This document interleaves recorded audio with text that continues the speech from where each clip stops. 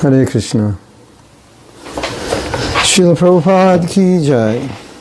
We are in New Dwarka, Los Angeles.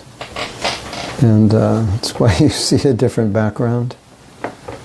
Om Vishnu Padaya Krishna Prasthaya Bhutale Srimati Bhakti Vedanta Swami Tinamane Namaste Saraswati Deve Gauravani Pacharine Nirvisesha Sanyavadi Paschati Dastai. Not the most beautiful background, is it? But it's the best we can do right now. Okay. Hare Krishna. So, I was thinking that today we could talk about one of the problems that affects probably all of us, whether or not we have issues with where we lack self-confidence or we lack self-esteem or we lack self-love or we're envious in some way of our own well-being. It's about pleasing others, or being what we call, at least in America, we call people pleasers. That we're very concerned about pleasing others, sometimes to our own disadvantage, and sometimes because of false ego, we just want to make sure people are happy with us because it gives us a sense of pride, maybe false pride, that people like us, or people think that we're intelligent, people think we're funny, they think we're talented. And so, at the same time, on the other hand, although we know we don't want to please people for our own prestige, our own acknowledgement and honor, so people think we're great, at the same time, it's not that we're oblivious entirely to what people think of us. So where's the balance? Because, there is social etiquette, and in order to function well in society, etiquette provides certain rules. And in Vaishnav society, there's Vaishnav etiquette. And so, in that sense, we are concerned about acting properly within the association of devotees. So there is some concern of acting properly within the outer society, so people don't misunderstand us or think we're extremely weird or strange. So, the first problem I wanted to address is probably a more common problem that affects affects many people, maybe most of us to some degree, is that the need for us to impress others with whatever it is we feel we need to impress them with, to make ourselves feel more confident. Or the word that we use commonly now is secure. Secure means I feel secure in who I am, that I'm a strong person, or I'm an intelligent person, or I'm a capable person. And sometimes when we don't have that kind of self-confidence, as we've been discussing, we try to get it from others, or we at least try to impress others. And so there's two reasons you would impress them. One, so they build your self-confidence by telling you that you're intelligent or talented or whatever. Or you want to impress them because you feel a need to kind of be rated high in the association of devotees, perhaps, or just it will. You feel the need to have some kind of honor. So that's more of a false ego need, but it's similar to the need to show people. Sometimes we want to show people that we're smart, and we want to show people that we're capable. because we want to be accepted by them, and we think we won't be accepted by them if we don't exhibit a certain level of intelligence or capability. They won't like us.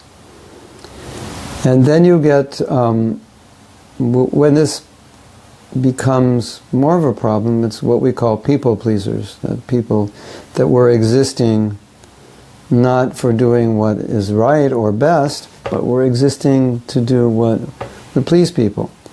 So this is an interesting topic, because you might think, well, shouldn't my life be dedicated to pleasing the Vaishnavas?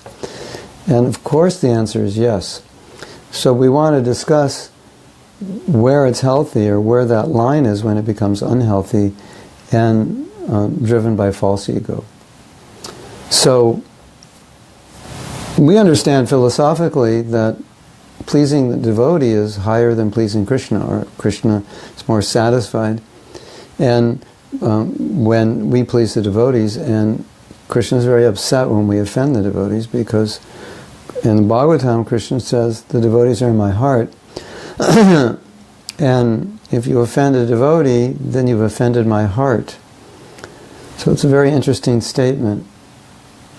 I may think I can offend a devotee, and that devotee is independent of Krishna, or independent of how Krishna would feel, but Krishna's saying that the devotee is in my heart, and so by offending him, you've offended me, you've offended my heart, just as if you love somebody and that person's offended, then you are offended by the person who offended that person, because the one you love is in your heart, and so if someone speaks ill of them, that hurts your heart. And so now that person, by speaking ill of the person you like, is offending you. So that's how Krishna feels about offending devotees. So Krishna feels the opposite. If you please his devotee, especially you please his pure devotee, please his spiritual master, or in the context of a society, to please the people we're working with, that pleases Prabhupada. So by pleasing the devotee, in that sense, you're pleasing Krishna. By offending the devotee, you're offending Krishna. So that we understand philosophically that pleasing devotees is really important, or we could say foundational, fundamental. So then why would we have a discussion now about when it's wrong to be a people pleaser? Because especially if all the people we're trying to please are devotees, then we would conclude to be a people pleaser within ISKCON is very good. But the point is, just like anything which is good, if it's done for the wrong motive, the wrong reason, it's not necessarily good. So if, for example, I'm trying to please you because I want you to honor me, I want to get your respect, then my motive in pleasing you is not the motive that Krishna or Prabhupada's talking about when he talks about pleasing devotees. When we talk about pleasing devotees, we're doing it in the service attitude. I want to serve you, I want to please you, I want to satisfy you, I want to make you happy, I want to assist you in some way, I want to render service so I can assist you in your service. That's the context. And the idea is that when you please the Vaishnavas, Krishna is pleased. Or when the Vaishnava themselves is pleased, Krishna is pleased. Or when the Vaishnava themselves is pleased, they bless you. And when you make a Vaishnava happy, you become happy. It's even said, if you make devotees laugh, you make spiritual advancement, because you're pleasing them. So anything you do to please a Vaishnava, it's pleasing to Krishna. And you get Krishna's mercy, you get the Vaishnava's mercy. The Vaishnava is very happy with you. So our philosophy is, first and foremost, get the mercy of a Vaishnava. So therefore we want to please them. But the negative context of this is that I may be trying to please you because I'm trying to get something from you to foster my false ego, or to get some, as we're using the word security, to get some sense of stability or security. And then it becomes a detriment for you. It becomes, in trying to please the devotee, you're kind of playing into your weakness, and then it's not healthy. So, there's a very thin line, because we want to please the Vaishnavas, and we want to know that they're pleased. We want to please our spiritual master, and we want to know he's pleased. But we want to know he's pleased because we want to know we're doing the right service, or we want to know we're doing it in the right way, or we want to know we're doing it with the right attitude. But we don't want to please the spiritual master or other devotees because we want our egos inflated, or we want our egos polished. And especially in the context of what we've been talking about in this series, we don't want to be in a mood where we even become dependent on others' opinions of us to have our own opinion about ourselves. So that's where it becomes dangerous. Like, if you like me, I like myself. If you don't like me, I don't like myself. If you think I'm smart, then I think I'm smart. If you think I'm stupid, then I think I'm stupid. That's dangerous. And so our own sense of self-worth or identity becomes caught up in another person. And so naturally, we would be dependent on pleasing that person and getting positive feedback from that person, because that positive feedback is feeding into our identity. And that's when it's a problem. So it's not a problem in and of itself that we want to please another person, or we become inspired by getting positive feedback. Everyone gets inspired by positive feedback.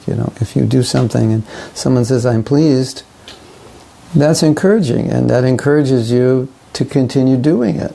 And it affirms that what I've done is good, and I can continue doing it, or continue improving on it, because I'm going in the right direction, the right path, right?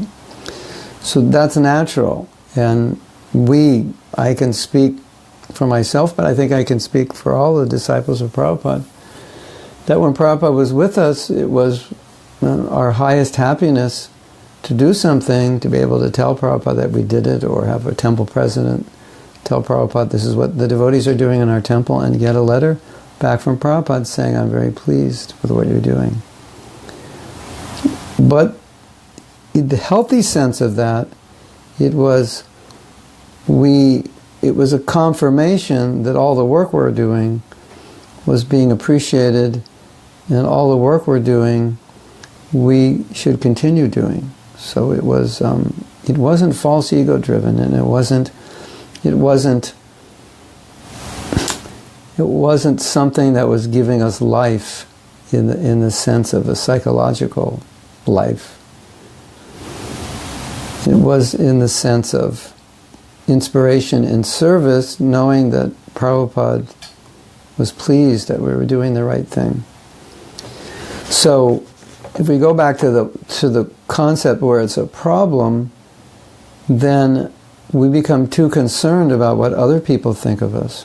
And we sometimes can't make decisions how to act because we're too concerned about what other people will think. So in the Bhagavad Gita, Krishna says the devotee doesn't depend on the ordinary course of circumstances. In other words, a devotee is much different than a non-devotee. He doesn't depend on ordinary course of circumstances. It can mean many things. It can mean that he's detached. It can mean that he's sense-controlled. He doesn't need the things other people need. But it can also mean, as expressed elsewhere in Prabhupada's books, that his actions are not controlled by the opinions of others. So in terms of society in generally, for our personal lives and our personal actions, we don't base our decisions on the opinions of others, because the opinions of others are socially influenced. The opinions of the general populace 100 years ago will be different from today. So maybe I'll tell you an interesting story. If you base your life on the opinions of society, this story is really interesting. Before America declared independence from England and became its own country, people had come, different groups had come, and one group had come named the Amish, and the Amish, the Mennonites, there's this group of Christians who came in, and of course in those days, hundreds of years ago, you didn't come to a country that was developed. There was nothing. No running water, no electricity, no homes, nothing, just forest, and you would build your homes from the forest, and you would begin growing your food for the winter, and cut your wood for the fire and so forth. So that's how people lived. Obviously, pre-industrial revolution, they didn't have all these conveniences. So the whole country of America lived that way. And then after the Industrial Revolution, things started changing, just like we see in India in the last 50 years or so. So many people have left the farms to go to the cities. Well, that happened in America, it just happened earlier. So this group called the Amish, they never changed. They just stayed on the land, and then America industrialized. And the Amish people, they didn't adapt. They didn't buy cars. They didn't buy all the machinery. They weren't using electricity and so forth. And before the Industrial Revolution, they and the American people were living in the same way, and so they were considered just like average, normal Americans. But after the Industrial Revolution, when everyone changed, people looked down upon them as backwards, or perhaps foolish, or perhaps less intelligent, out of touch, and so forth. So isn't that interesting?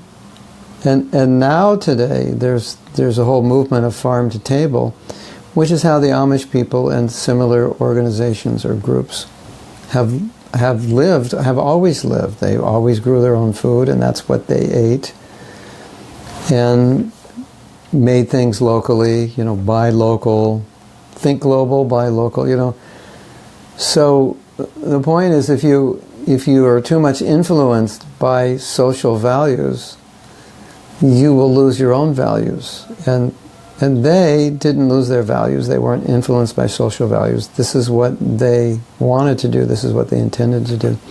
So the point is, we have to be fixed in what Prabhupada has taught us. We have to understand that certain things we're going to do will not be acceptable by people in general, and we can't be influenced by them, or we can't be made to feel, well, maybe something's wrong with me because I don't use toilet paper, and everyone in the world uses toilet paper.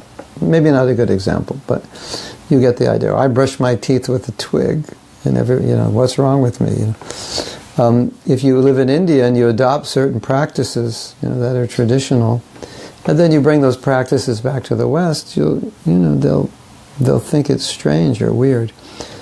So maybe this isn't the best example that relates to everybody, but I think you understand what I'm saying, that if there's certain things that are proper for us, then we're not so concerned with what society thinks, at least in our personal lives. We may be concerned in terms of how we present ourselves in public.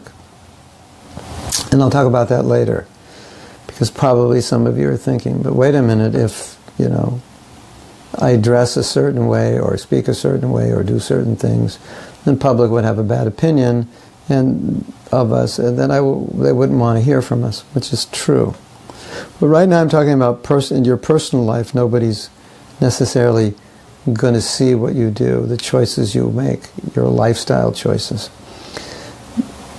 These things we're not doing to fit in society. We're doing what's right. And if, as often happens, when someone becomes a devotee, what happens? You alienate your friends, or they become alienated from you because you don't think and act the way they do, and you have to separate yourself, because you have to be true to what you believe. You can't be a people pleaser. You can't, I think the Bible says you can't please the devil and God at the same time. You can't have two masters. So there's a verse in Chaitanya Charitamrita that said the devotee, when he's ecstatic, he'll dance and he'll exhibit symptoms of madness, of bhava, and he won't even care for what other people think. He'll become oblivious. So, sometimes we saw that with Prabhupada in his preaching. He just established certain principles, and some people liked it, some people didn't. But he wasn't trying, his purpose was to establish Siddhanta, not to look good or be accepted by people. And Prabhupada said, if he didn't have the four regulative principles, he could have made more devotees. He said, but those were our principles, so I wasn't coming to America for a popularity contest. So, we have to understand, within reason or balance, that being a devotee is not to win a popularity contest. Like a lot of times when we look at the world and the direction it's going, and a lot of other groups are attracting people, and sometimes for good reason, and sometimes they're attracting people in ways which we couldn't stoop to attract people.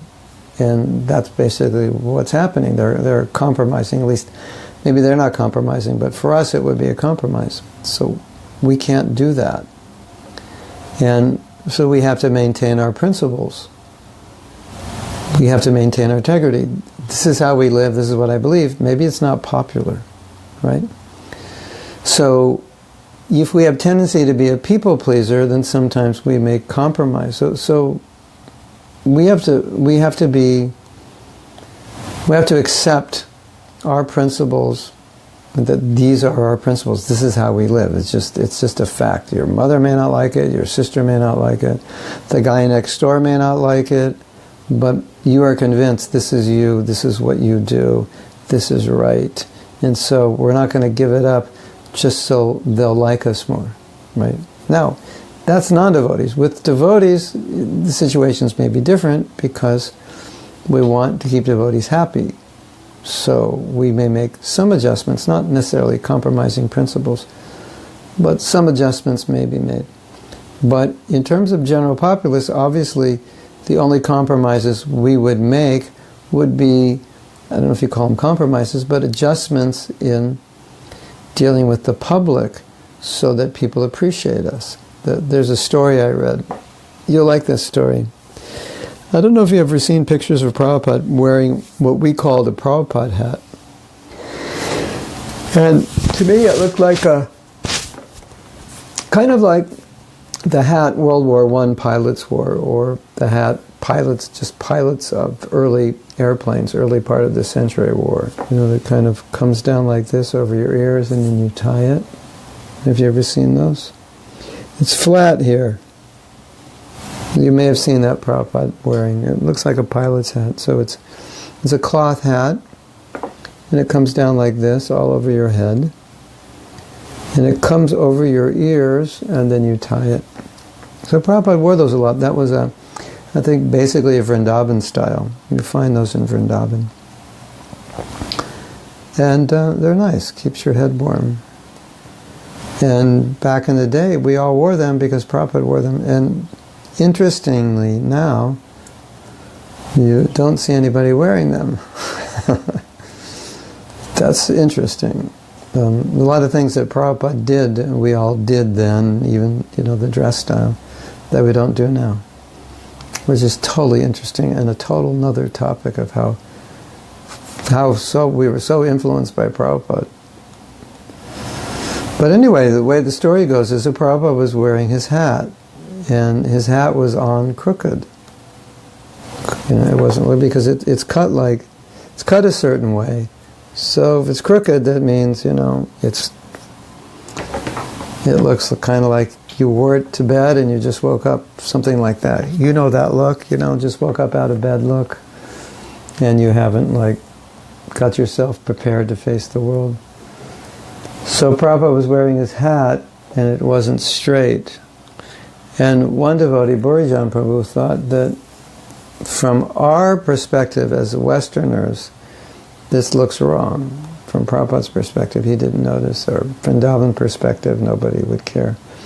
But Borijan Prabhu said, from the Western perspective, they're going to look at a person wearing their hat like that and not take them seriously, if you know what I mean.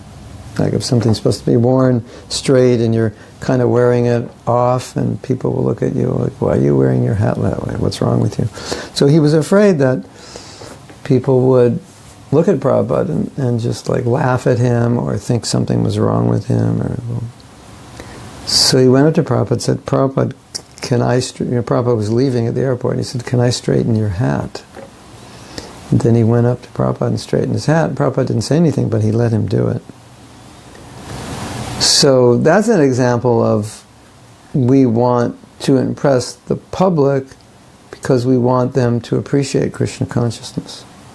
So sometimes we'll make considerations about pleasing the public because it will not compromise our principles, but it will be better for our preaching. And so the point is, we're not trying to please the public by compromising principles. We may try to please the public in various ways. It could be by our dress, it could be by how we cook, it could be by how we do kirtan, it could be by how we present the philosophy. We just want people to accept Krishna consciousness. But in doing that, we're not compromising our own integrity, we're not compromising the way we live, and we're not compromising our philosophy, right? So if you're going to compromise the philosophy in order to please people, then you've gone into the red. That's not what we're doing. To adjust, bring in some chairs. That's not.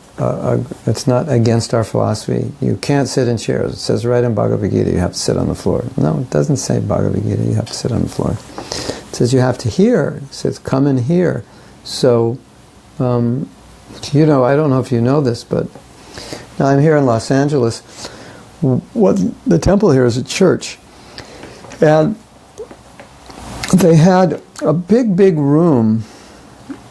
I don't know what it was used for, but that was where the first temple was built, in this big room. It probably held, like, maybe you could fit 300 devotees in there, more or less. And they had another room with pews. With pews are those wooden, I don't know what you call them. It was where the congregation sits. And so they're made of wood. And there's a stage. I don't know if you call it a stage in a church, but that's where the pastor would speak from. So there was up higher was a stage, and then lower were the pews. And Prabhupada used to lecture in that room, not in the temple, on Sunday. And he liked that. He said, everybody can come. I think even they could keep their shoes on, and they could sit. So he liked that. He thought that was good. So, and he spoke Krishna conscious philosophy. So that's not a compromise. That's just making it appreciable by people, making it more acceptable, doing it in a way that people can get more easily get involved in Krishna consciousness. So, if let's say we stuck to a principle that alienated people, and there was no need to stick to the principle in terms of public presentation. It wasn't a compromise of philosophy or practice, but we stuck to it and it alienated people. That would be bad. So in that sense, we want to please people, make sure people are happy, they have a good experience, they've met the right person to speak to, and so forth. So in dealing with the public, we're always concerned that people get a nice impression of Krishna consciousness, that people like the devotees. So, you want to please people. You want them to like you. But the point is, well, in context of what we're talking about, we're not doing it because we are weak and we need people to approve us. Or if I can't be a devotee unless people approve me, unless people like me. Because being a devotee means certain people are not going to like you. Last night we went out on Harinam, and so many people stopped and watched, and so many people walked by, so that's normal. And, you can try to make the Harinam nicer. You can change the way we dress, you can change the way we sing, you can adapt some instruments, you can do so many things. But it's not. We're not going to sing "Baby, I Love You." So that, well, we should sing "Baby, I love you" because people will like that, and then if they like that, they'll like the devotees, and if they like the devotees, then maybe they'll come to the temple. No, that's right. So we're not going to do that. So I'm not saying we don't adjust. We just there's a limit. Yeah, there's a limit of how far you can adjust. So, but there's certain things that we can't adjust, and there's certain things that not everybody's going to like. I mean, in so many years I did programs in universities, and it's just certain things university students would fight with when you'd say, the material world is not perfect, there's suffering. Oh my God, they would fight with that all the time. How can you say that? You're so negative, it's not true, I'm happy. You're so pessimistic, and so forth. So, I can't change that reality and say, well, actually you're right, the waves were good today, and, if you go surfing today, you'll feel good, and the weather's good, so, if you hang out on the beach, we can acknowledge that there's nice things in the world. We can acknowledge that there's some temporary happiness, but we can't say that the nature of the world is not that ultimately there's old age and death and suffering just so will be accepted. We can say it in a way that's acceptable, hopefully, but we can't compromise what we say. We could not say certain things to certain people. That's true. These are all techniques of preaching, but there's certain things we do that are who we are as devotees that we can't change, and that some people may accept, may not accept. So, we have to be, as devotees, willing sometimes to not be accepted, or willing sometimes to be rejected by people. Or if you're a people pleaser, I know that's hard, but sometimes people won't be pleased, and we want them to be pleased, but we can't compromise certain things. It's just, these are our principles. We can't say taking drugs is okay. It's not. It doesn't help your spiritual life. We could say meat eating is okay if you don't eat a cow, because Prabhupada said that, but generally we don't preach that. But if you had to compromise with a meat eater, you say, okay, we'll eat a pig or something, but don't kill the cow. At least don't do that. So there's some area for compromise just to make peace, so to speak. But oftentimes we saw that Prabhupada he was out to give the truth, and whatever the cost was, he wasn't out to please people. Of course, he wanted them to accept it, he was cordial, he was friendly, but his ego wasn't at stake. Oh, this person, I said the wrong thing, the person doesn't like me, I'm not going to be able to sleep tonight. Nothing like that. Or, my false ego is shattered, and so forth. So, okay, so Venurati has a comment. He just reminded me of His Holiness Bhakti Chaitanya Swami once telling in a class that Chaitanya Mahaprabhu would sing local common songs of love to Jagannath. And everyone, when Lord Chaitanya sang these songs, they're like, what is he singing? He was singing, he was thinking, they were love songs, but he was thinking of Jagannath. Isn't that amazing?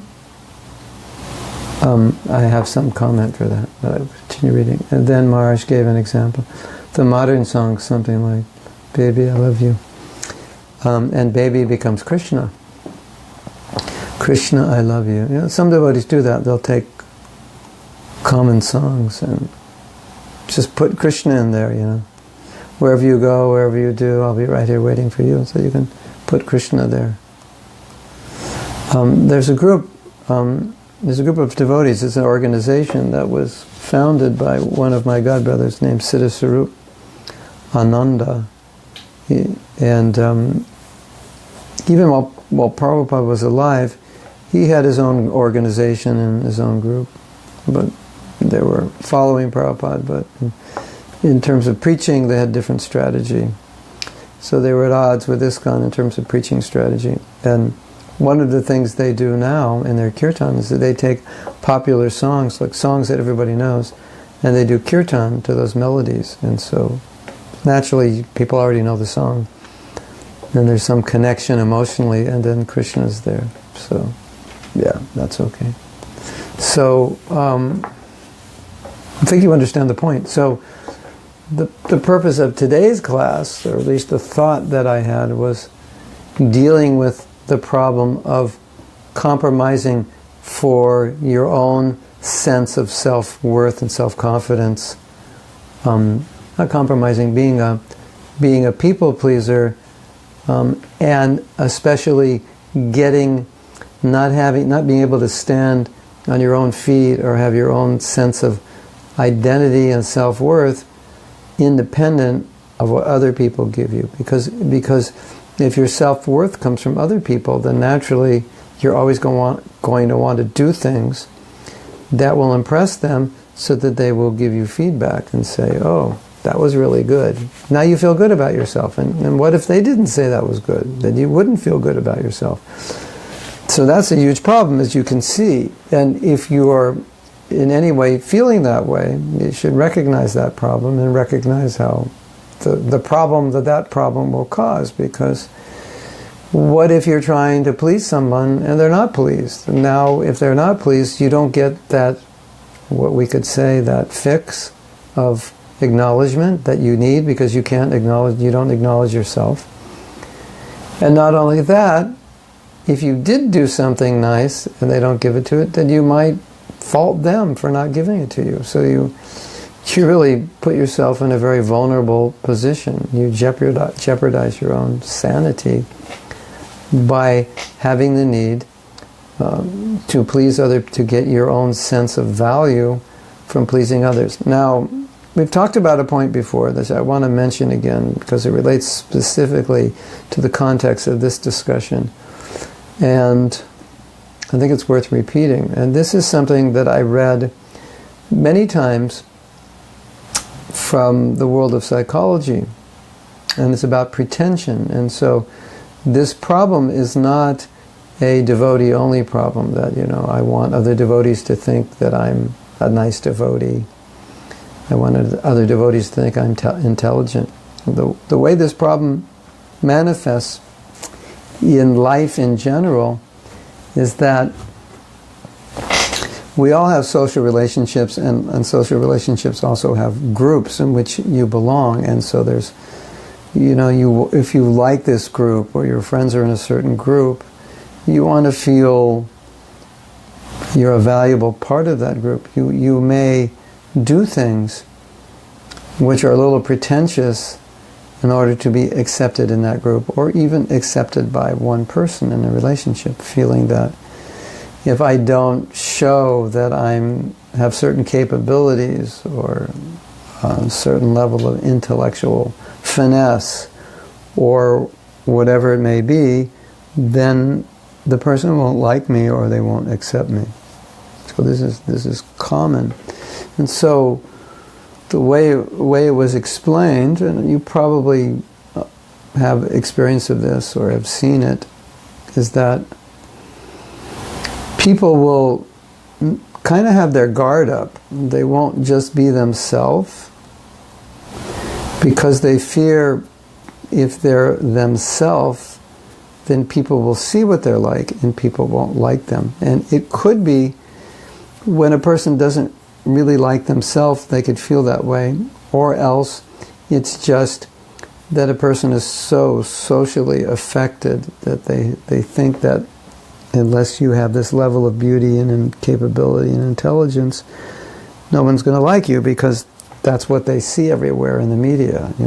Beautiful people with beautiful bodies, extremely talented, and they're all loved, apparently. Not really, but it seems like they're loved by people in general. So then people start thinking, to be loved, to be accepted, you have to have certain capabilities. And so, or you have to act a certain way or be a certain person.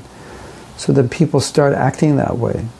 And it's not who they are, and they conceal some things about themselves, or they pretend to be more than they are, or pretend to be someone who they're not. Maybe they pretend to be more successful than they are.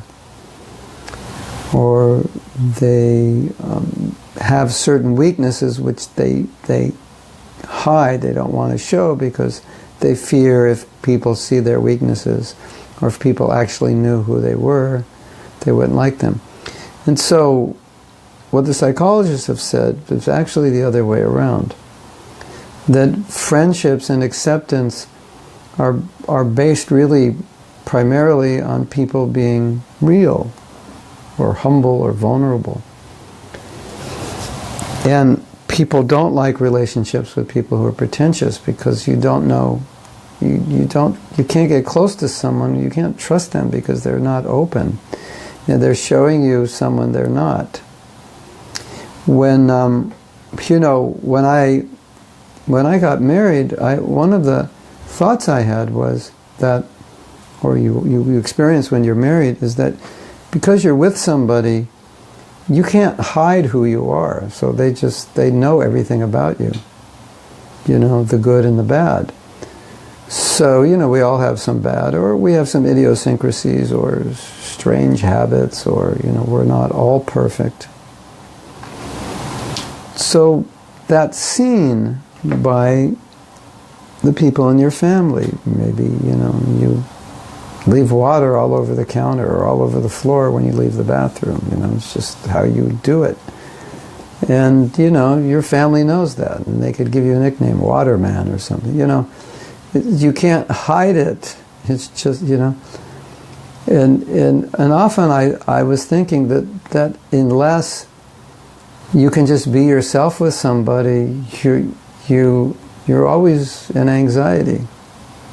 And so, part of being married is just, okay, when I'm out in the world, I have to be a little bit guarded. I mean, I'm not saying that you can just, because by nature you're a slob, so just go be a slob in public. Obviously, I'm not saying that. There is etiquette, there is social customs, you have to do all those things. But when you're at home, you can drop most of that, if not all of it, and just be yourself. And there's a relief in being yourself. And there's no, and then if you actually have a good relationship, your spouse accepts you as Waterman, or dirty dish man. You never wash your dishes, you make a mess when you eat, crumb man, or crumb lady. And it just becomes a joke, and it's like they love you, whether you're Waterman, crumb man, no dish man, never cut the lawn man, lazy man, they love you as you are. You can be as you are and be accepted and loved. And so, because we all want to be accepted and loved, then when we're out in the world, sometimes we're afraid to be who we are, because then we're afraid we won't be loved. But it's not a good state to be in. It's not a happy state, and that's why one of the reasons people like to have intimate relationships, so they can just can I just be who I am in front of you? Because I'm tired of I don't like being, or even in, not just lovers, but friends. Real close friends is just you can be who you are, and you don't get judged, you don't get criticized. So we're afraid if we who we are in public will get judged and criticized, isn't it? But that's true. You probably will in many cases. But in terms of friends, it doesn't work. In terms of public, maybe, if you just, did something really, really bad, you may only want to confide to a few people. You may not make a public announcement, because people would misunderstand, and that could jeopardize your life or your devotional service. But in terms of close friends, you have to be completely open and vulnerable. So what the psychologists have said is that the closest relationships are established when people are the most open, most vulnerable, most real.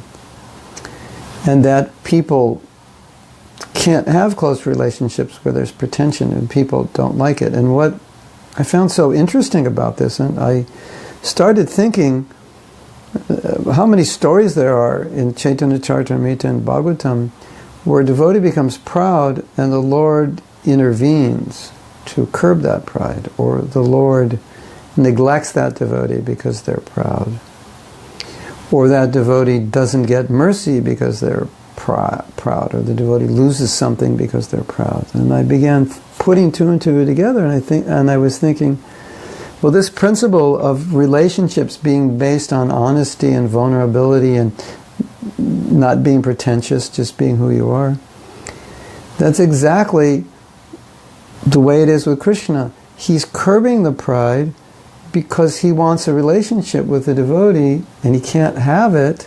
You can't have a good relationship if the devotee is pretending to be something he's not, and Krishna doesn't like it. And so pride is an impediment to intimacy. It's an impediment to friendship. It's an impediment to a relationship. And so because Krishna wants a relationship with his devotees, intimate, he has to remove the pride because the pride gets in the way. So just as it gets in the way of our relationships, it gets in the way of his relationships. And just as he doesn't like it, ultimately we don't like being around proud people. You know, when I discuss this point with live audiences, I always ask them, do you like being around proud people, arrogant people? And everybody says, no, I don't like it. So don't be afraid to be yourself, especially with your friends, and don't feel that you need to impress them by being someone you're not, and don't feel you need to impress people in general by being who you're not. Just be who you are. And the wonderful thing about being who you are is that if people don't like it, you know, if some people don't like who you are, that's fine, because some people will. And so naturally your friendships will be more real. And you'll avoid those who you couldn't have a real friendship with because they don't like you the way you are. So it solves a lot of, you know, if you don't want to work with me, this is the way I am. If you don't like me the way I am, that's okay. Maybe you need to work with people who have greater intelligence or greater insight into certain things than I have.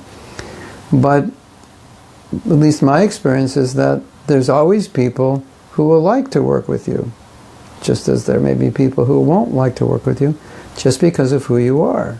They like to be with you. They feel comfortable with you. Not because you're intelligent, you have a high IQ, maybe you do, but that may not be the reason, but just because of who you are. And you know,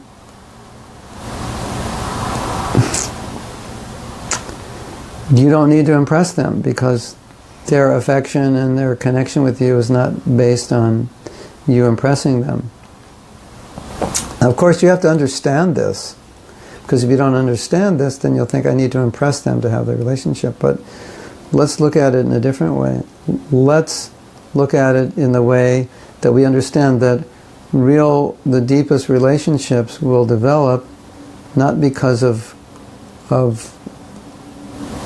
my abilities, my intelligence, my charisma, how funny I am, or whatever.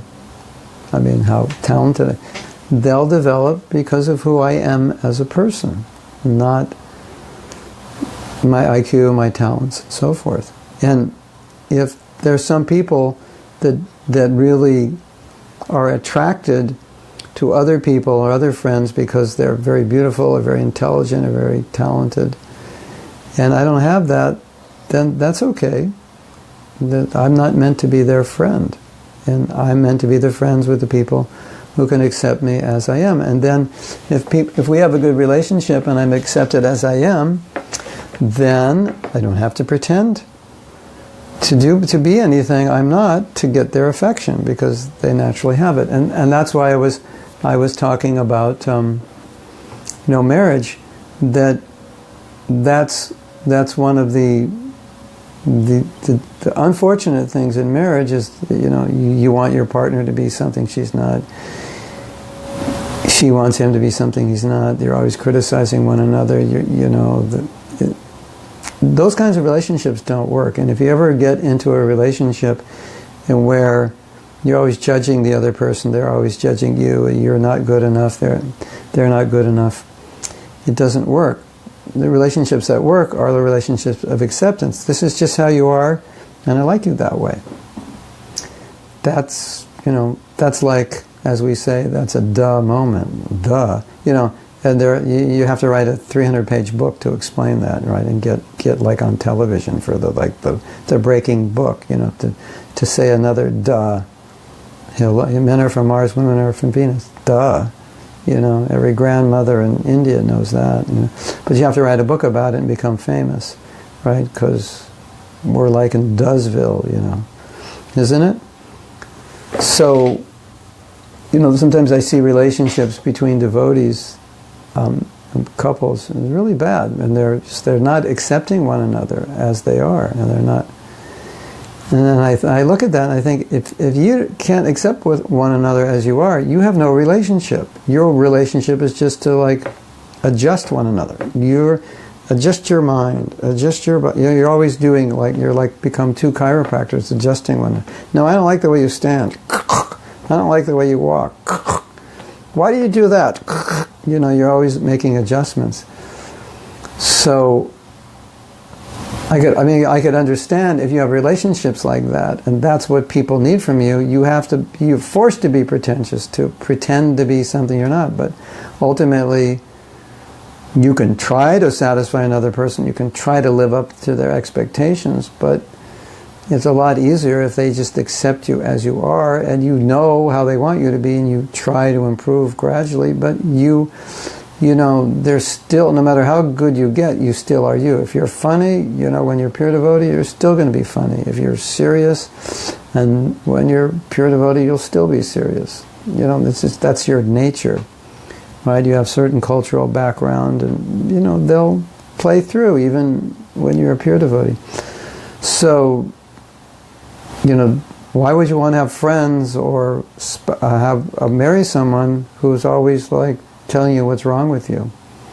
And then you have to pretend to live up to a standard which is not, it's just not who you are. So that's important. So we want friendships, we want relationships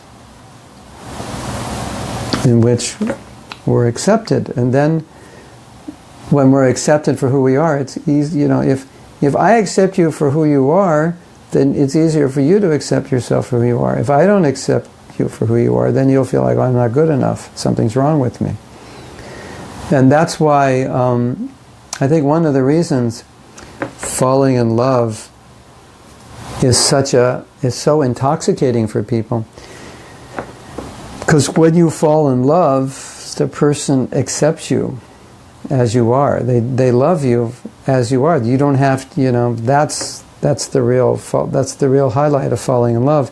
And if the person throughout your marriage or friendship always accepts you as you are, then you have this amazing relationship, and you always feel good with that person because they always accept you as you are, right? If you have the self-esteem issue and you're with someone who accepts you as you are, then it's like therapy for you. It's like, well, now you can accept yourself as you are because they love you as you are, and so now you can love yourself as you are.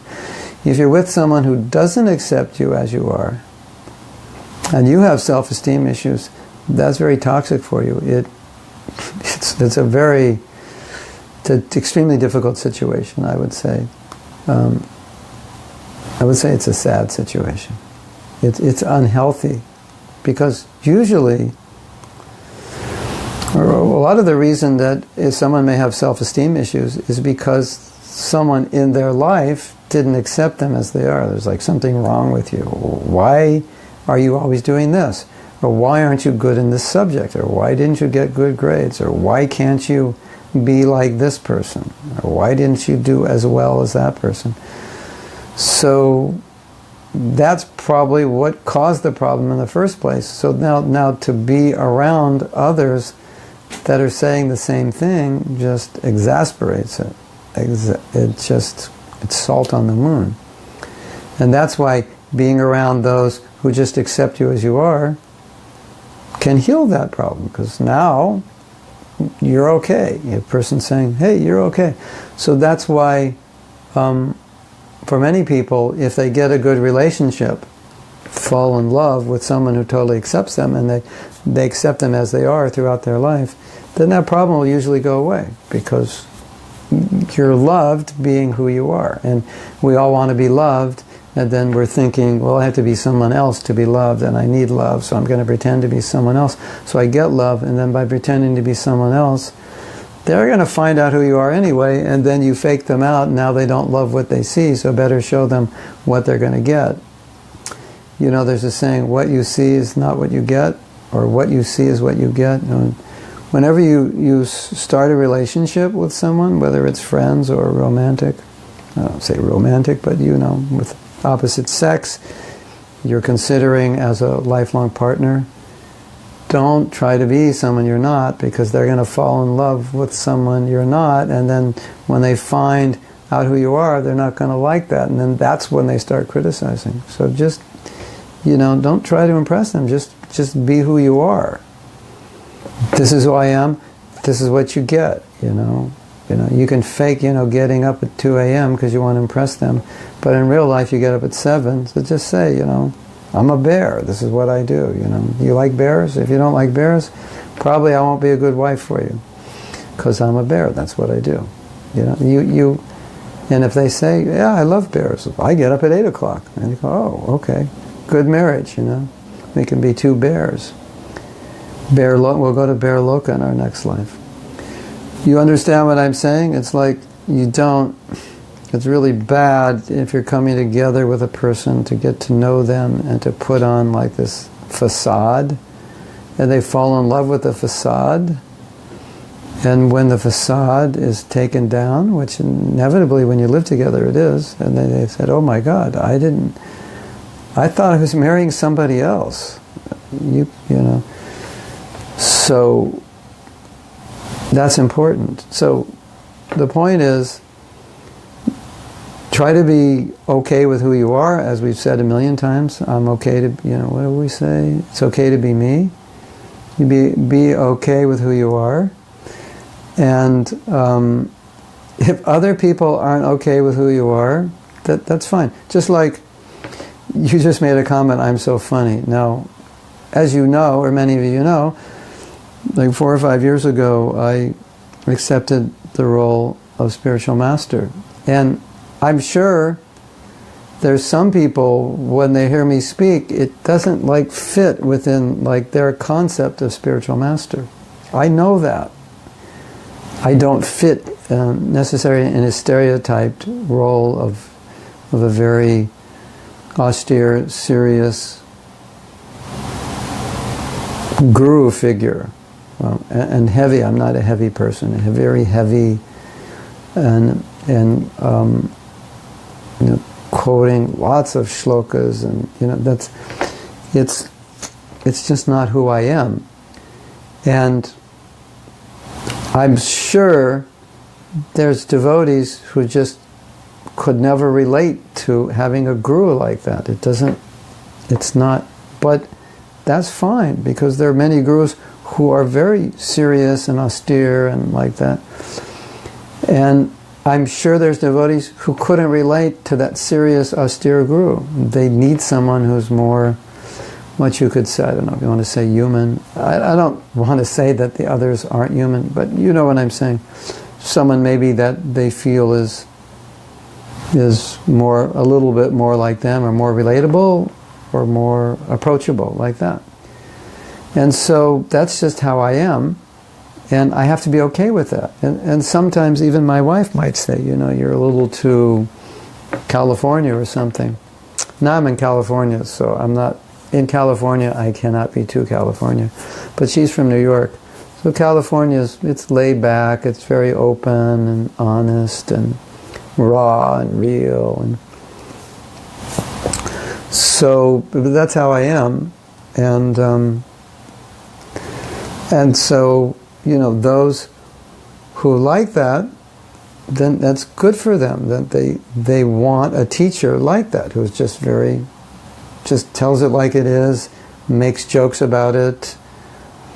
And some don't, and that's okay, and so we have to be true to who we are. And now, as a spiritual master, obviously, maybe there's things that I wouldn't do or wouldn't say that maybe 10, 20 years ago I wouldn't feel concerned about, that it would really matter. But, obviously I have a position, so I have to live within the context of that position. It's not that anything goes. But at the same time, I have my nature, and I can see just in my travels and the response I get from devotees how some really relate to who I am as a person, and some don't relate to that as a guru figure. It doesn't register because their experience of guru figures are not all like this.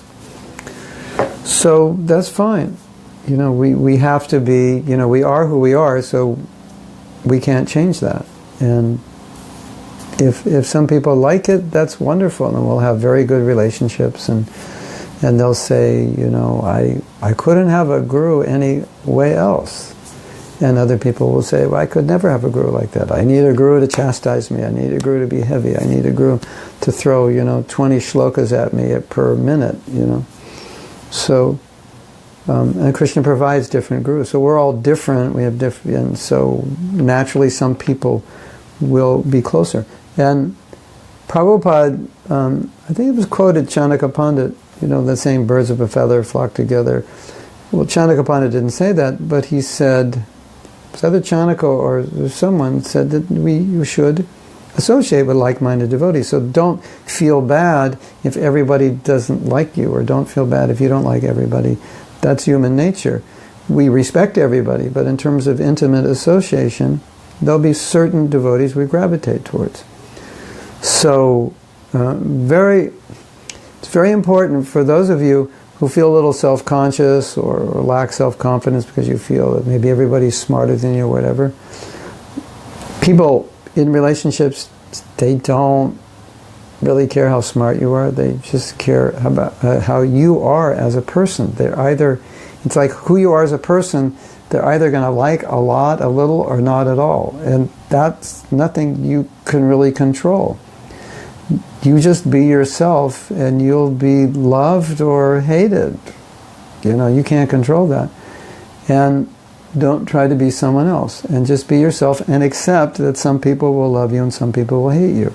And if some people love you, don't think, why would anybody love me? I'm just a piece of dirt. No, just accept that, no, they love you. That means there's a relationship. You can have a good relationship, whether it's with the same sex or opposite sex, as a friend or as a potential husband or wife.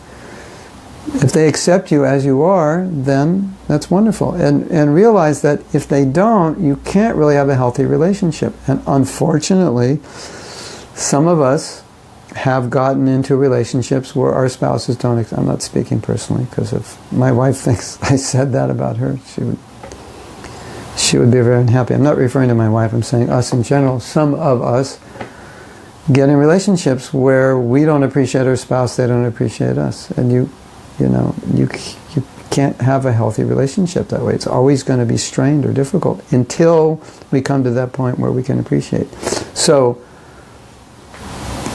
the premise of this talk was all built around the idea that if you need another person to make you who you are, you're always going to be feeding into them to get back their love, to get back their respect and so forth, because you don't feel it yourself, you need it from them, and then you're going to have to compromise who you are as a person to get it from them.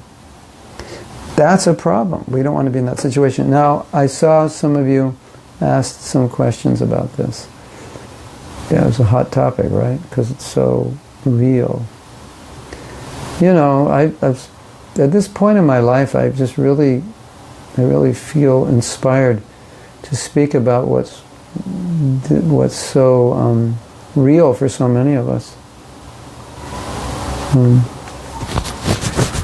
So Venarati says, is it Venarati? No, Manjul Ali Radha says, when I visit devotees, sometimes I feel that I'm not at the level of friends.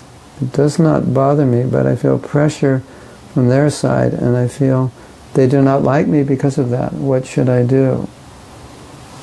I think I answered that.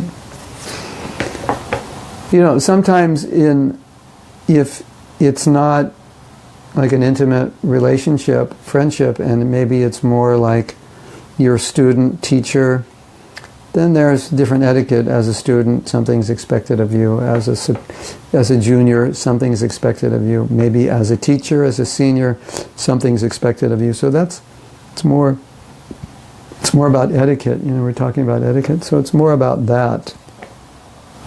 So sometimes we'll follow etiquette because it will please others, but I still hold that we should not be pretentious. That maybe, let's say, sometimes there's certain expectations of you. You can just tell them that I'm not like that. I was just reading a book by big it's like a management guru, and he was saying that in the world of management, there's several problems. You engage people in doing things they're not good at. Like, you're really good at doing A, B, and C, and then they say, well, if you're good at A, B, and C, you must be good at D, E, and G. A, B, C, D, E, no, E, F, G. You must be good at E, F, G. And you're terrible at E, F, G. And so in the book he was saying that you have to know what you're good at, and if you're not good at E, F, G, tell them when they give you that job, say, I'm not good at this. You don't expect me to do it this way. Then he said, even if you're good at something, you may work in a specific way. And it's not the way that, it's just your mind and body doesn't work in a certain way. They want you to work in this way. And he said, you have to tell them, you know, I don't function that way. If you want me to get the job done, I do it like this. And I'll get it done, you know. First I have to think about it for an hour. I don't start working on it until I have to really understand it. And then I have to really plan it out. That's how I work. Or, oh yeah, just give it to me. I don't plan out. I just start working. I figure it out while I do it. That's just how I work. It always works. So he said, you have to explain that to them. That they have to know what you're good at, what you're not good at, how you work, and they have to know what your values are. Because maybe they're going to ask you to do something that's a little underhanded. And you're going to say, I can't do that. It's against my values. So I think that's good advice, don't you? In dealing with superiors, which it sounds like in this situation. People you can't be friends at, you know, and if there's certain expectations which go against the grain of who you are, and you just know, I'm not like that, you know. We're expecting you to chant 64 rounds every Saturday or something. It's just like, I'm not there yet, like, you know. You just have to be real. Venarati and I were speaking about some situations that she was facing, and I just told her, be honest. Just, you know, she said, what should I do in this situation? I said, well, just tell the person this is how you feel. And for what I remember, she can correct me if I'm wrong, I think with her there were two situations, or maybe one with her and one with someone else who I gave the same advice, and both situations were solved more or less just by being honest, because when you're honest and straightforward, then everything's clear, and the relationship goes forward. You don't have to pretend anymore. It's just, this is how I am, this is how I feel. How are you? How do you feel? Is this okay? This is what I'm thinking, this is what I'm feeling. You know, my wife was very honest with me, because before we were married, we ended up working together, and then we ended up here in Los Angeles. I came here to see my family, and she came here to do book distribution, and we had been on the same general preaching program. And so, you know, she was here kind of alone in LA, so she knew me from Dallas, and we had a program called Krishna Fest, and so, you know, she'd work with us, so we had interactions. We knew one another. So it's kind of like, you know, when you're from somewhere and you go to a new place, and, you know, you weren't even close to the person in the other place, but when you're in the new place, you're like, hey, Dallas, right? Yeah, now all of a sudden, so it was a little bit like that. So I think it was kind of becoming like daily. We were talking 5-10 minutes about this and that. And then, I don't know how it happened. We actually ended up going back to Dallas on the same plane by accident. And so, I don't know if we went to the airport together, I can't remember. And something happened, and she said, like, can I sit, there were seats, I said, I can sit next to you and ask you a question. And I said, sure. And she said, do you have feelings for me? Because it seems like you do. And if you don't, it's fine. And if you do, let's talk about it. I just want to know. She was like straightforward, just like, and she was completely detached. She just, I just need to know because I'm confused.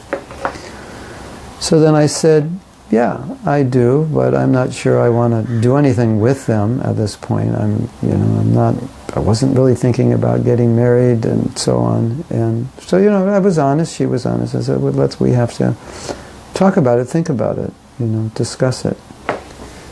So, there was the devotee yesterday who was engaged, and he told me the same thing. He said he had feelings for a certain girl, and she had feelings for him, and she thought he had no feelings for her, and he thought she had no feelings for him. And it was arranged. They didn't approach one another. It was arranged, and they both found they had their feelings for one another. So life is interesting, isn't it? So, yes. But I think being honest and straightforward, it just allows people to deal with you as you are, and because now it's clear. This is who I am. This is how I feel. This is what I do. This is what I'm good at. When I'm not good at. And then it also allows you to be yourself and be okay with yourself. Because when you're not okay with yourself, you think everybody's not okay with you. So then you want to be something you're not to get their approval, and then their approval becomes your approval. But you're never okay with yourself, even if they approve you. It's only a fix that keeps you going on to the next approval. So better you be okay with yourself, and then if you're okay with yourself, then you can be okay with other people who are okay with you, and the ones who aren't okay with you, that's fine. But if you're always looking to be appreciated and honored and so forth by others, it probably means you're not okay with yourself. And so that's just something to think about. If that's, you're always like the ultimate people pleaser, then maybe you're just like not okay with who you are, and if you were, maybe that wouldn't be a problem. So let's go to the next one. This is from Sukumari. What if you are so damaged, so sick, that it's very difficult for others to be around with you, but somehow you can't make it work, even if you try?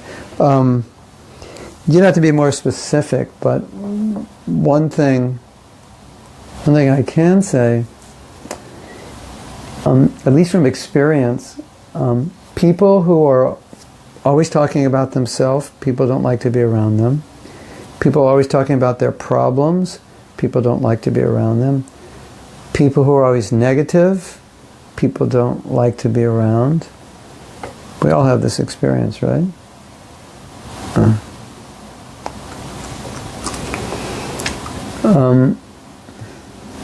So perhaps if you feel that you're so damaged, one of the ways that you can heal yourself is to be like a friend to others and be interested in them, and to tell me about yourself, talk, how can I help you?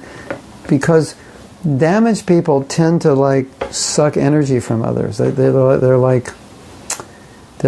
always want help, they always need help, and no matter how much help others give them, it seems like they always have the same problem, and they're coming back, and so you've given, you spent 3 hours with them, and then a week later they're saying, can we talk? And you say, you don't have 3 hours to talk. And say, well, can we do it another time? And then they feel like, oh, nobody helps me, you don't like me, you're not concerned about me, so you're always kind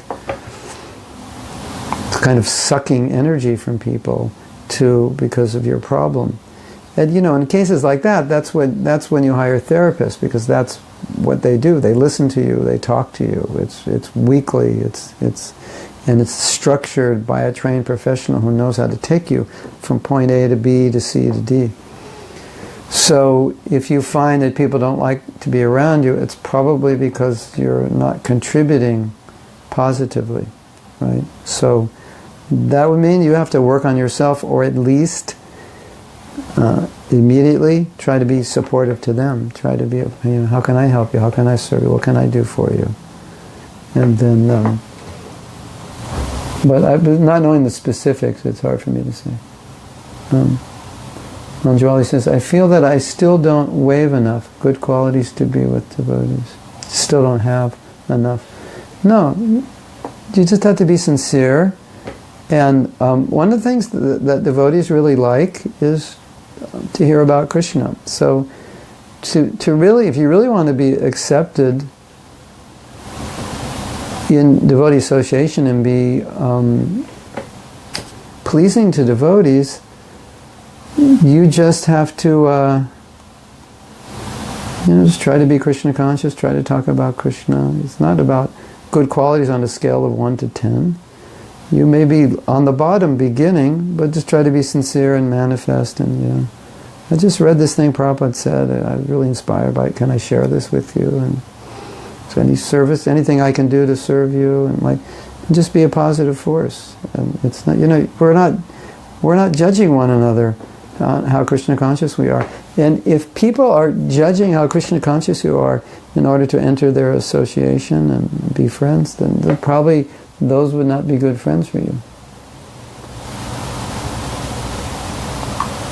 Does that make sense? Anyway, you can experiment with these ideas. Can one, Radhika says, can one actually accept another as one is? Can we be accepting of others in an absolute way? Yeah, you can. It doesn't, if I accept you, like Radhika, I accept you as you are. Why do I accept you as you are? Because that's how you are. And if I'm going to accept you, I have to accept you as you are. If I can't accept you as you are, basically we have no relationship, because that's how you are. Radhika, I can't, I don't like Lithuanian women, just with brown hair. I'm sorry, I don't. So, don't talk to me anymore. Okay, maybe I don't. Maybe that's true, right? But if I want a relationship with you, I have to accept you. The fact that you're a Lithuanian woman with brown hair. If we're going to have a relationship, I have to accept that. And if we're going to have a relationship that's healthy, even though you have problems, even though this and that, you may struggle to chant your rounds, you may not get up for Mangal Arati, but maybe I can help you with that. Maybe I think you should be better in that area. But accepting you and you not being good at those things is two different things, at least for me. And so if we want to be accepting of people, we can't be judgmental. I have to accept you as who you are. I like you, so I accept you. Now there's all these other things about you that maybe for me I wouldn't do, or they're not acceptable to me, or I would hope you do better. But that doesn't destroy the relationship, because I accept that that's where you're at now, and it's okay, because we have a relationship. So why should I ruin our relationship because you don't rise at 4 o'clock? Or you don't chant 16 rounds before 10 a.m. Just because I do that doesn't mean that I have to put that standard on everyone else. Right? That's a problem that you get. It's a challenge, because Prabhupada set a certain standard. So sometimes we just don't like somebody because they don't follow that standard. When actuality, if we weren't devotees, we'd probably have this amazing relationship because we're so similar. And then, no, I don't like you because you don't go to Mangal Arati. So I don't talk to people who don't go to Mangal Arati. Actually, I don't even give them the time of day. In fact, if I just see them, it disturbs me. Okay, I'm exaggerating, but I'm not exaggerating that much, because I know there are people like that. If you don't have a certain standard, they don't want to interact with you. Okay, but you probably don't want to be friends with people like that, and that's okay. And it goes back to my other point. But as far as you accepting others, yes, You can accept anybody, no matter what. Like Prabhupada, look at who Prabhupada accepted. And after he accepted us, being fallen as we were, we would continue to slip occasionally, and he still accepted us. So he wasn't accepting us on the basis of how well we were doing. He was accepting us on the basis of our sincerity. Right? So, it's like, if you like your husband and he doesn't get up for Mangal Arati, you can still like him. But someone else who's got this judgmental mentality, we have a great relationship, but I'm divorcing him. Why? Well, he doesn't get up for Mangal Arati, and I don't want to live with someone who doesn't get up for Mangal Arati. Well, you like him? Yeah, he's a great guy, provides, good husband, good father, you have great relationship, but doesn't get up for Mangal Arati. So it's over, finished. It's history. That's crazy. And I think we do that too much because we have so many rules, and then we're creating relationships based on how people follow rules instead of actually creating relationships based on friendship, right? And what's real? Just like you and I, we can relate. We like being together. We do things together. We're happy. I just met some people this weekend who I met for the first time, and we just vibrate on the same frequency. We're talking, having a great time. So, that happens in Krishna consciousness, outside of Krishna consciousness. We're all different. So, it's so healthy for you to accept another person because it helps them and it helps you. So it's super important. So I just got a star for being funny. Yeah, I am funny, and I'm holding myself back. I could be more funny, but it's honestly, it's just part of being California. In California, they probably don't think I'm funny. I'm giving class at 7:30 in the temple, and Guru Puja is starting soon. So I'm giving class in 40 minutes, I think. Yeah, in case you want to watch it. So we have a question from Tribhuvanath. Where do we draw the line when attempting to please others when executing our service, especially in a managerial position? I feel that in trying to do that, we tend to become quite artificial. How do we develop genuine relationships where it's not just about pleasing them, but helping each other grow both materially and spiritually? Well, I think in a managerial position,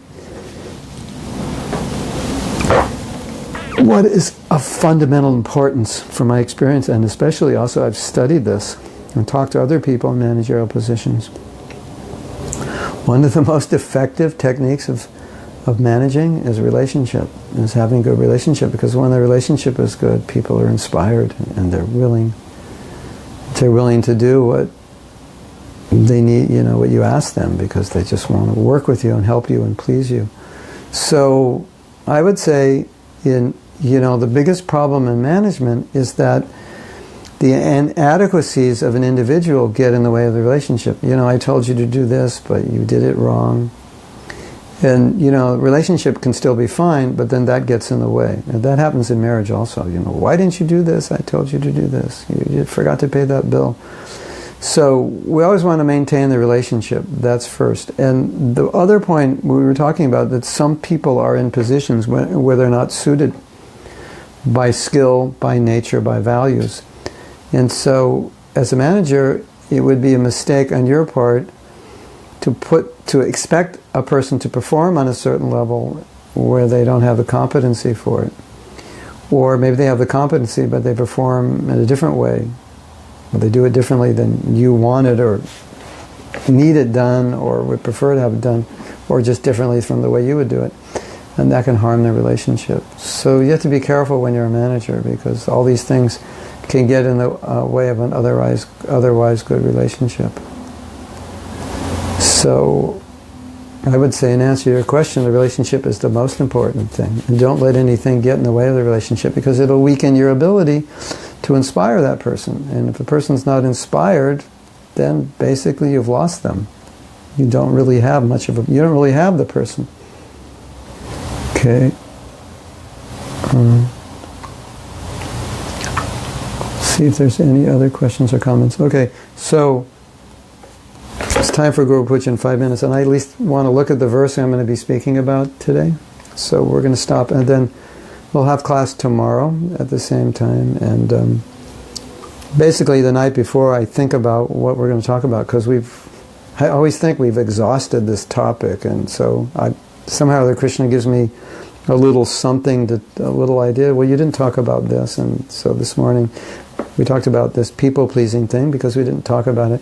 Not sure what we'll talk about tomorrow. I kind of think, I always feel like we're getting to the end of this topic, but it always seems to open up in a new avenue and we take it somewhere else. So as long as I can think of what to speak about, or if you have questions, you can send them to me. And then we'll continue the topic because it's super important, because it's so relevant. One more question. If in a relationship one accepts you but not accept Krishna and devotees, acharyas, is it better to renounce this relationship and remain only friends? That's an individual decision you're going to have to make. And do you feel comfortable? Do you? I mean, is this a really interesting question? Because sometimes you have relationships with a very good devotee, but the relationship is really bad. But they're really good devotees, and the husband or wife will say, my wife, she's a really good devotee, and she's a really nice person. It's just we don't get along. And generally,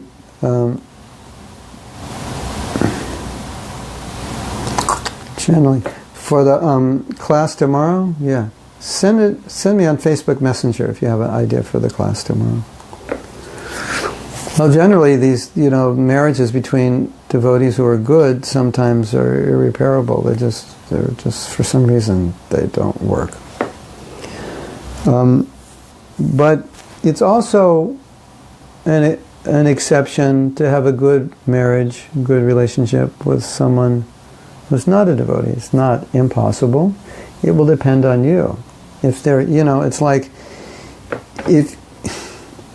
I was saying, I was with these people. On Monday, I was with some, Sundari Radha has a friend named Harry, which I met last year, and Harry has some friends, and all of Harry's friends that I met they're really great people, and we relate really well. And I was talking to a friend of mine who I hadn't seen in like 20 years, and he remarried a girl who's a philosophy major. I think she's a philosophy major. And he said, all our discussions are about philosophy and religion and spirituality. So she's not, really a devotee, but not in a sense not, because everyone is a devotee if they believe in God. And he said it's like, working out really well. And he was married before to a devotee, and it didn't work out. So all I can say is, that's a decision you will have to make. And the fact that you have a doubt says to me that it's probably not working, because if it were, why would you ask the question? I could be wrong. And if I'm wrong, it's fine. I can be wrong. But in other words, if the relationship is good, right, and you say, he's not a devotee, but my Krishna consciousness is not negatively affected, we have a good relationship, everything's good, then I would say there's no need to change anything. If you're Krishna conscious and if he's supportive of you, and you're Krishna conscious, it's not that necessarily because you have a more Krishna conscious husband will you be more Krishna conscious. And it's not necessarily that if you marry a Krishna conscious man, in 20 years he'll be Krishna conscious. He may not be. You don't know. One thing you do know is that it does happen that in 20 years he could not be. That does happen. So these are considerations. So if you're happily married, he's not a devotee, but he's supportive of you, you have a good relationship, you can talk about things that are meaningful to you, you feel, you like being with him, you don't feel like when you're with him you fall into Maya, this and that, then it's fine. But if he wants to break the regulative principles, he's always saying, let's go to movies, let's go to this restaurant, then it's going to be a problem. So, if you're asking the question because it is a problem, I think the answer is it's a problem. Right? How about one class for the damage, to have it all in one class and not scattered here and there? You would have to describe the damage, but send me a Facebook message about more specifically what you're thinking, and we'll do it. Okay? So, what do you mean by damaged, and how you want to take that class? All right? So, we're going to go, and Hare Krishna, we'll see you tomorrow. Srila Prabhupada ki jai. Go to Premananda. Turn on notifications for every time Mahatma Prabhu is live, yeah. So then you'll know. Yeah, that's good. Okay.